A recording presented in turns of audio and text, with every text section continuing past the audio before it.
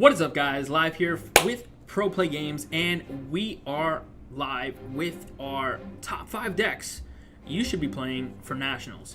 We did have some honorable mentions. This is a very diverse format, right? A lot of people are not sure what to play. There's no clear best pick like there was last year in Nationals with Storm being around, but there is a lot of heavy contenders, and we're going to go over what the top 5 picks are as well as some honorable mentions. So, as you know, a few weeks ago we had Pro Play Tour Columbus, and that was the last recent event with the draft box cards, was really shaped the meta. Now, we've only had 2 events, I believe, with the draft box cards and the draft box meta, and it was the Core TCG, Dallas event, LCQ, and then our 2 days worth of LCQs in Columbus this past weekend. Now, we're looking at the data right here pulled up from our day 1 event, which had the most amount of people. We had almost 100. We capped out the event, and we had a pretty good amount of variety. Now, this is a total breakdown of the top decks, the top 23, I believe, which was the top percentage that got their invites. So we kind of saw what the bigger performing decks on the scene actually did, and this kind of gave us a little bit of insight on some information that we already knew, plus added in a few more contenders. So we're going to go on to the top 5 decks from here, but this was pretty much the spread of the decks that performed the best at the most recent event, and kind of gave a little bit of a feel of what to expect for the National Championship. Now, before we get started, I want to let everybody know we will have the unedited full coverage breakdown of this, going over the good matchups and the bad matchups, exclusive for our Patreon members on patreon.com/PPGDBS. It's a token and a primer to get you ready for the National Championship. If you haven't checked it out already, there's some wonderful tiers and some wonderful patrons and wonderful Discord to be a part of. You're missing out on it if you're not part of it. Make sure you guys check it out. Without further ado, let's get into it. So, let's start it off with our honorable mentions. These are ones that didn't make the top 5 cut, but are definitely significant contenders from what we saw from the few events that we've had with Draftbox 4, and definitely have some deadly tools at their disposal. So, right here we're looking at a basic pan version. This is a version that was piloted to the top cut of our Columbus LCQ. Now, not exactly, it doesn't have to exactly be pan. It can also be Baby Vegeta as well. These are both decks that pretty much are trying to do the same thing and share a pretty significant card pool. Now, decks like this have a hyper reliance on familial bonds. They really rely on having that card to go into their digging deep. So they need to have a digging deep in their opener in order to combo off with it, and then having a familial bonds to bring it back. Familial bonds will then net them the 4 stars, as well as the digging deep on 2, which is normally 1 turn that you get it normally. So that's a huge play in this deck. If they don't see it, they can really be backtracked in the game.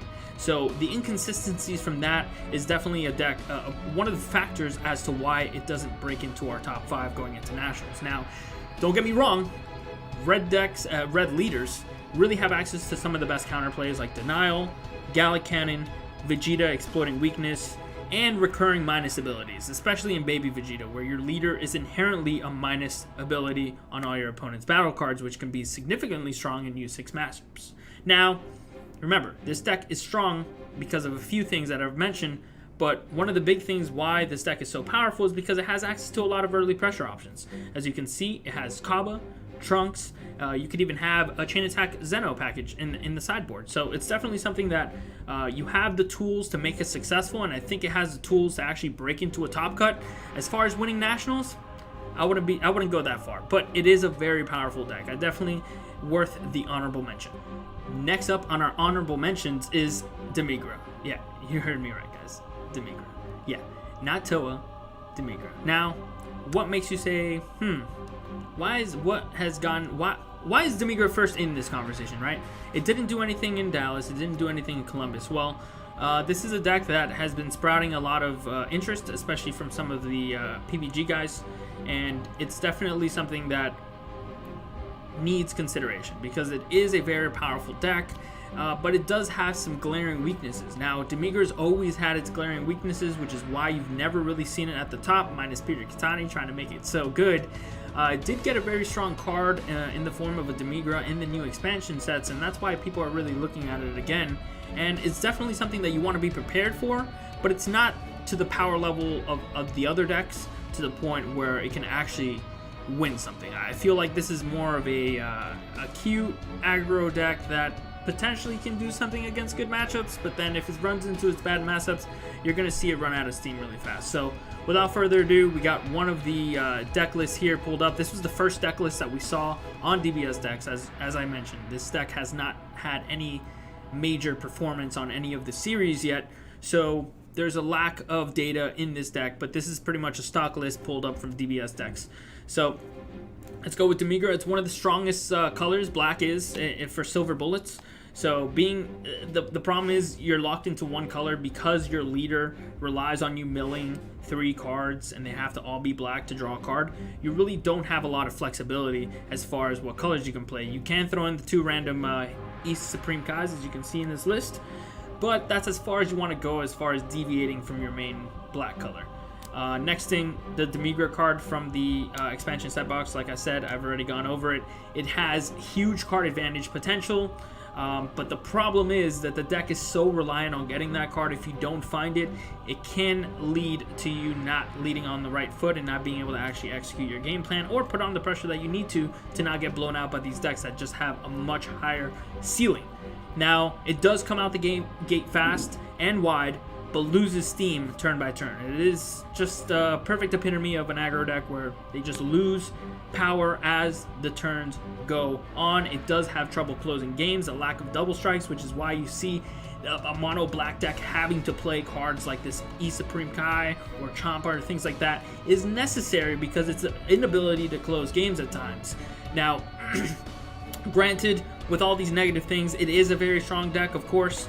You might want to make sure that you know about it and know about the matchup and know about the deck before you actually go into and lock in your choice for nationals. But honestly, it just deserves an honorable mention for now, seeing as it has no track record and it does still have some glaring weaknesses. Finally, on our honorable mentions, our number 3 is Green Broly. Now, Green Broly has been around for quite some time.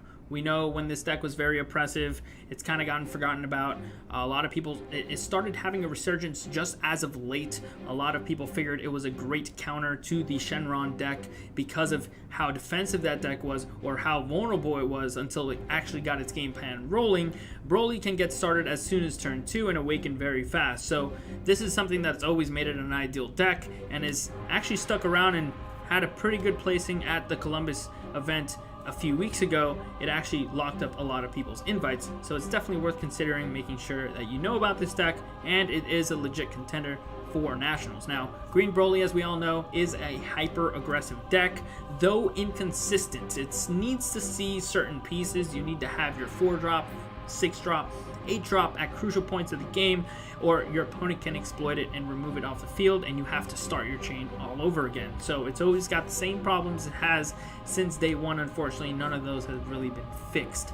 Now, it does go by the game plan of assembling Voltron, a big boss monster, and has a lot of synergistic cards, as well as the Secret Rare can be regarded as one of the strongest Secret Rares in the entire game, especially because of how well it plays together with the deck.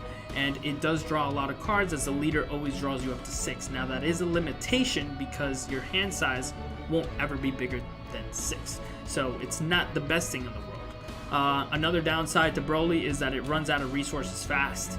But it does have a very linear win condition. It's a one side, all you got to do is put your head down and go down and really just attack your opponent. Turn sideways, attack your opponent. So it's a pretty basic linear deck, but it is very powerful. It's got one of the highest power levels for what it needs to do. There's not much setup required. You do need certain pieces to continue going, but once you have everything, if your strides are hitting perfectly and you're very, you have a good sequencing and all that stuff, it can be unbeatable at times. So definitely Green Broly as our last honorable mention that didn't make the top 5, but it's definitely a deck to really watch out for, especially going into the national championship when everybody wants to make a medical. Finally, up to our number 5 deck for nationals, our pick is going to go to Toa right here. Toa is actually one of the most consistent control decks that the game has ever seen.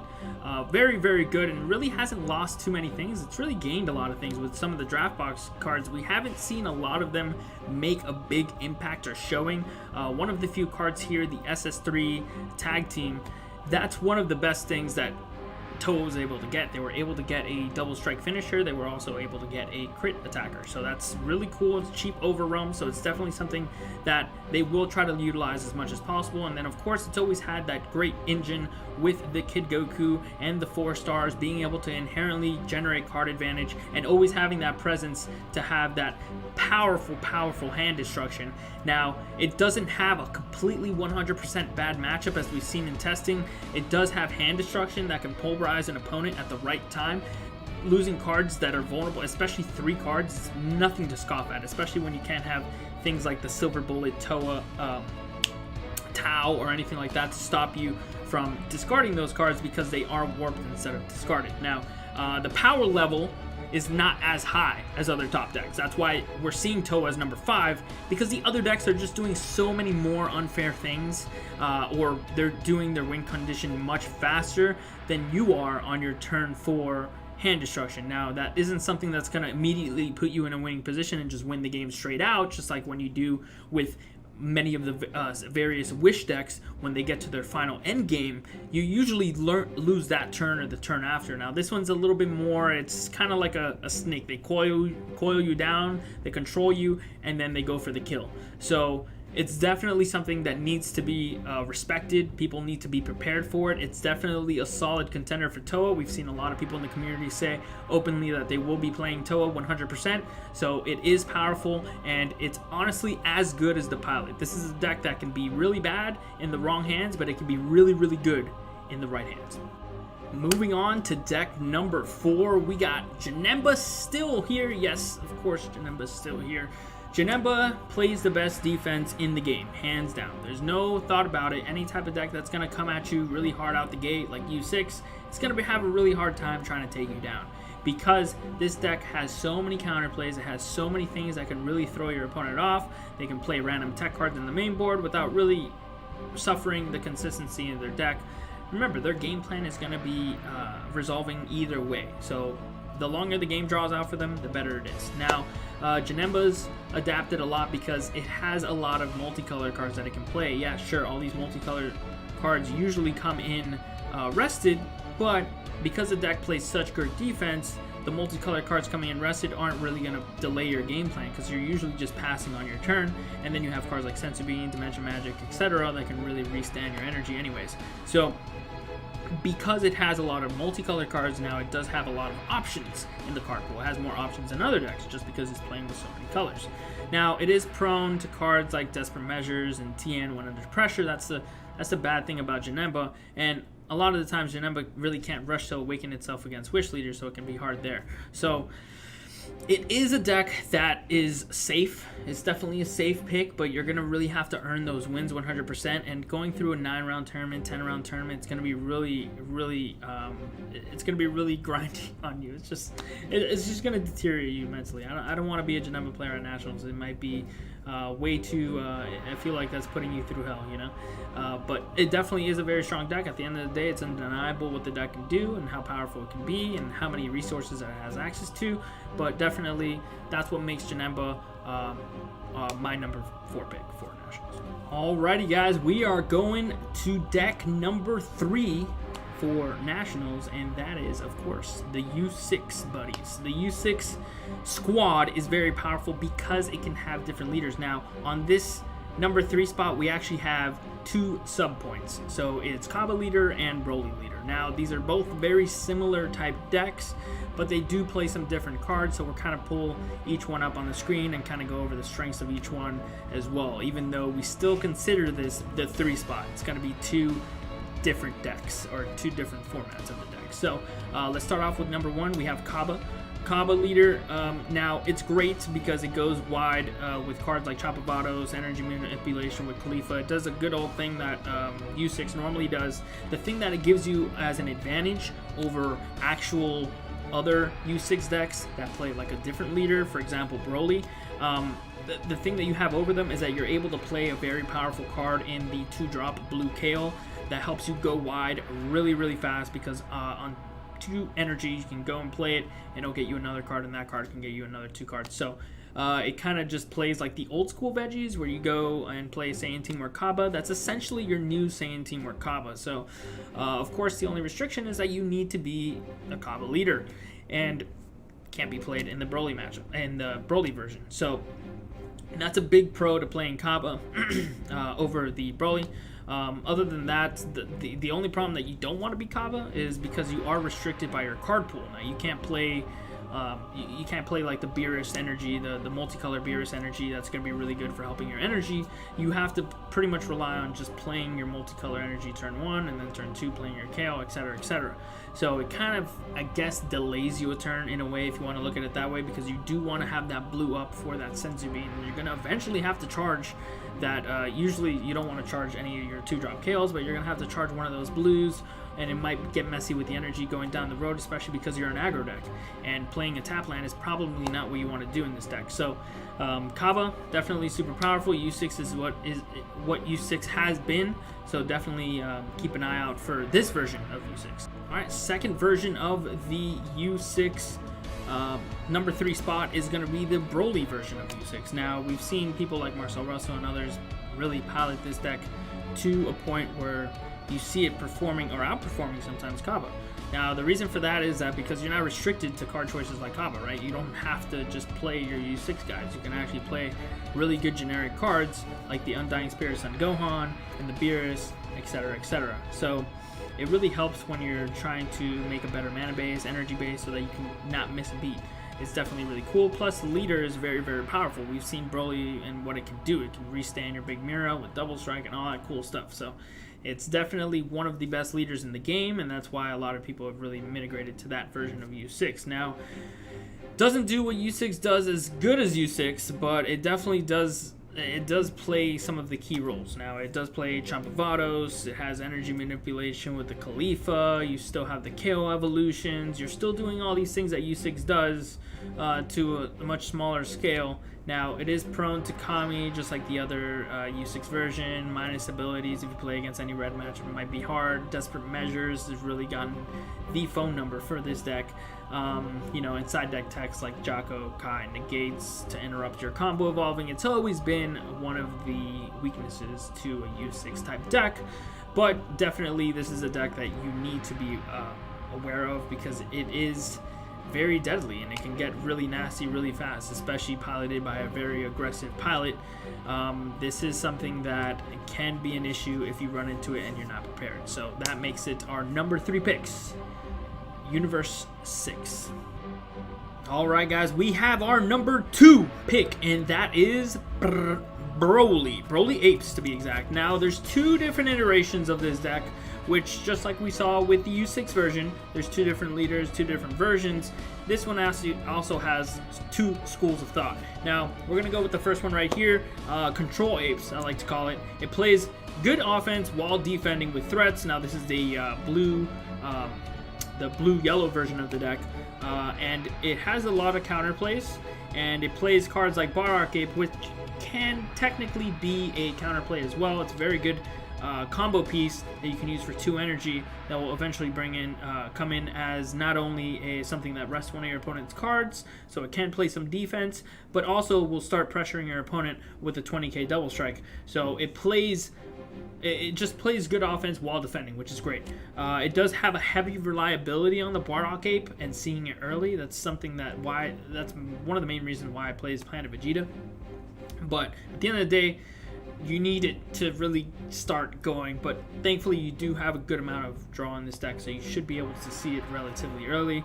What I really like about this deck too is the good energy manipulation. It has good energy manipulation with the inclusions of Zeno button, of course Senzu Bean, and the Goku Blacks. The Goku Blacks are great at untapping an energy at the end of turn, which can really just let you keep up that 1 energy for Bean, or if you already had 1 open and you restand another one at end of turn, now you represent any one of your counterplays, which is great, as well as your Bardock Ape. So really cool, especially because you have Bojack Arrival in this deck as well. Really easy to get it out, especially because you're playing a good blue combo card. After you use your Goku Black, you can use that as a combo piece, etc. So it's very good at assembling a ton of card value and advantage. I think this is one of the best decks that do that in the format, and being able to really get value out of your cards, get a lot of card advantage, and be able to grind out other decks while playing, not ruining your flow. It's just a very powerful deck, and of course has the mirror to finish things off. Definitely a good, a very good choice. All right, so now we're on to our second iteration of the Broly Ape deck. This is the second school of thought, which is the aggro version of the Ape deck.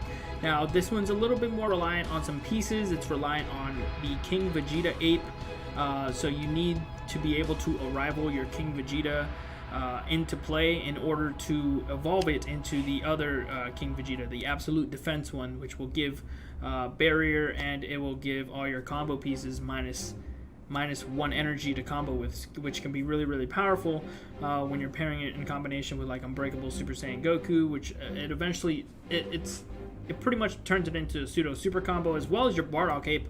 It'll make your Bardock Ape only 1 energy instead of 2. So it's a huge payoff for playing the deck, but of course you are very reliant on that turn 3 evolution to explode, and you're really, at this stage of the game, unfortunately, there's no red, yellow, multicolored cards. There's not many really to really pick apart and actually use in a deck like this to help you really soothe out that energy base, because that can be an issue, especially when you're playing other cards like Cabo and things like that.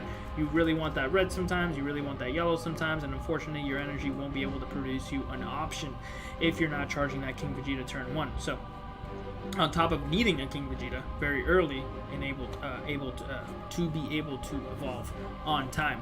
Now, a good part about this deck is that you have access to the USIC package. So you can play the USIC package just like you see on the stock list that was brought up from our Columbus LCQ in order to really just get another dimension to the deck, to get more pressure and not just be 100% relying on your absolute defense.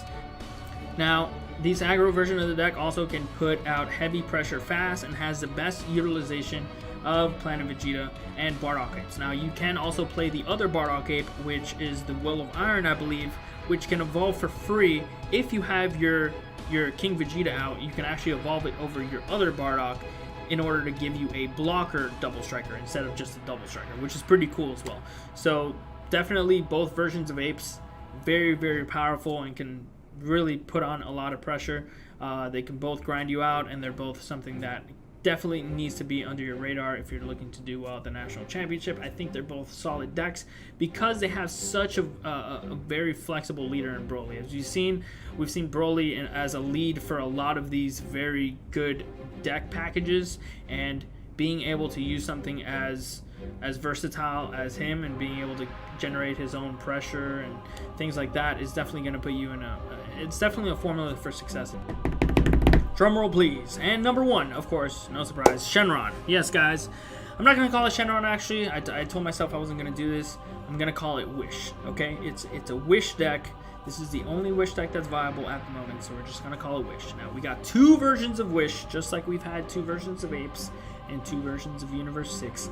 We have 2 very significant versions of Wish, and they are pretty different. If you need to be able to identify which is which, honestly, if you expect to do well, that way you know how to play against them. Now, of course, I will be telling you how to play against them on the Patreon version of this video. Just another reminder.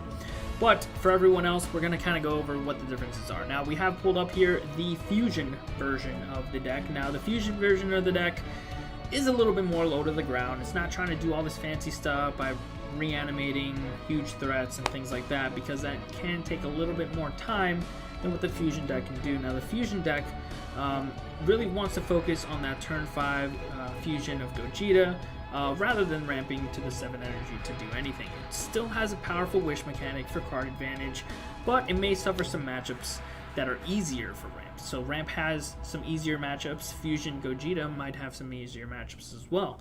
Now, The only downside to this fusion version, on top of, you know, of all that, is it takes up space. Of course, you need to play more copies of your Gokus. You need to play more copies of your Vegetas.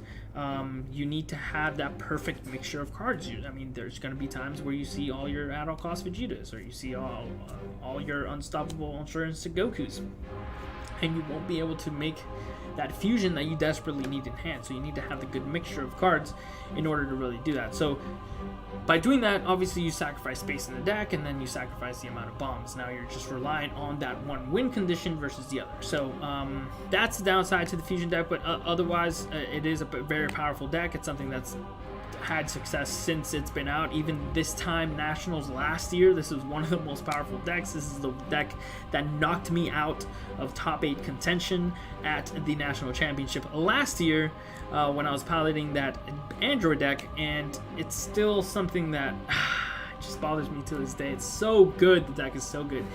Whichever version of Wish you play, this is definitely a huge contender, so definitely look out for both versions. Now going on to the second version. This is the ramp version. Now remember, Wish leader, this can be a Purunga leader or it can be a Shenron leader. I think Purunga's the better ramp version because Purunga's a built-in world peace. Now, Shenron is still very powerful with the triple attack. Honestly, it could be here nor there. Now, we're just going to call it Wish. We're really just looking at the base of the deck. Now, the base of the deck, as you can see, is playing a lot of off-color things. You know, like the King Vegeta Majestic Ruler, the Awakened Strike Son Goku Victory Strike, and it's playing Kaioken. Cards that you cannot play unless you see World Peace.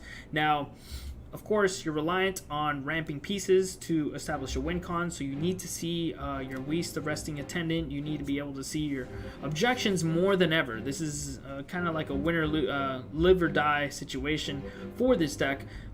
So as long as it does see those cards, it's always on a clock before it can actually do anything. That's the only problem with the deck, as well as having to play cards like 1-Star Ball and Super Dragon Balls, or things that are going to inherently just be worse against aggro decks, because you need to be able to play those balls, and those balls require energy. So that's the big thing. Now, of course, you're relying on World Peace. You need to be able to see your copies of World Peace, which is, of course, why you play Dragon Radar usually. You're going to be looking at top 7 for a World Peace. That's not going to be very uncommon for this deck. But the thing is, this ramp deck is the strongest deck, highest power level in the game, if it does get the turns to execute its complete strategy. Now, Wish leaders draw a lot of cards, especially if they're playing Super Dragon Balls. It's something that they're going to see the cards that they need. They're going to discard the cards, the pieces that they need to have in the graveyard, and they're going to have their World Peace. It's just the matter of the deck. So it can be extremely powerful. You need to be very, very careful of this deck, and you need to be aware that you are on a clock when playing against it, because they will attain that win con and they will blow you out of the game with some of the most powerful cards you've ever seen. So that pretty much does it for the breakdown. Thank you guys so much for watching the video. It's been a great one. We hope to see you at Nationals. Our team will be playing and we will be testing this entire week, as we have for the past week or so, and we're really excited to see what type of show is put on by some of the great players in the game. It's going to be fantastic. Remember, after the National Championship is the Pro Play Games National Championship. That's going to be happening in January. It's $25K total amongst all the games for prizing, so whatever game you're there for, it's going to be great time. And don't forget, Pro Play Tour Dallas is November 23rd and 24th. Set 8 will be out by then. So it's going to be a brand new meta than Nationals. I'm sure everybody's going to be sick of this format after Nationals. So it's going to be a good one, good refresher to get people back into the game. So definitely hope to see you guys there. Thank you again so much for watching the video. And don't forget, please subscribe to the Patreon if you want to get the uncensored version of this entire clip. I guarantee you it's really going to help you prime up for Nationals. For those of you who are already subscribed, thank you. We love you. Till next time.